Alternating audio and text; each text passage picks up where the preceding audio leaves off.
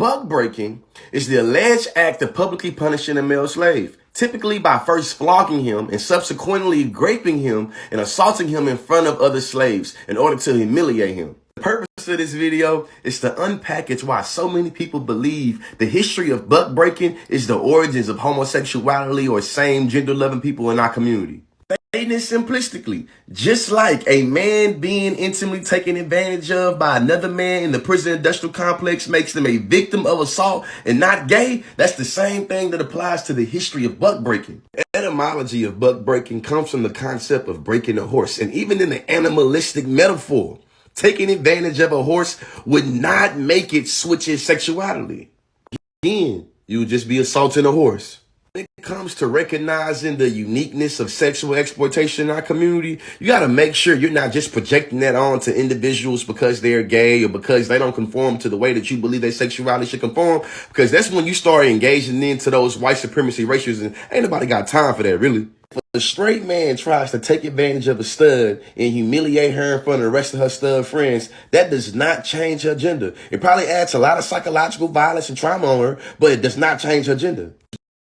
Brings me back to the concept of buck breaking. This is pictures of pharaohs. In today's time, we consider those skirts, correct? Will we define their masculinity based off their garments and say that Babylon was taking them down because they were wearing skirts? See how crazy that sounds?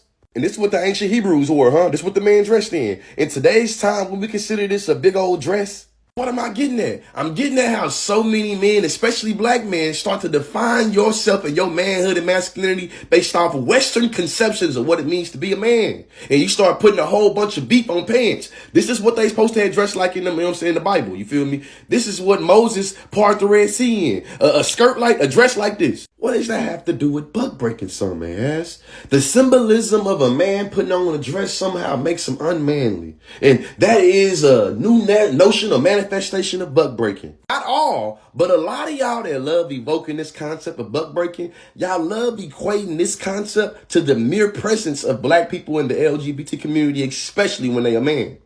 A lot of y'all get so lost in the sauce of Western notions of manhood that you start to justify literally erasing other people's presence because they are man and gay, because, hey, that must be a sign of buck breaking.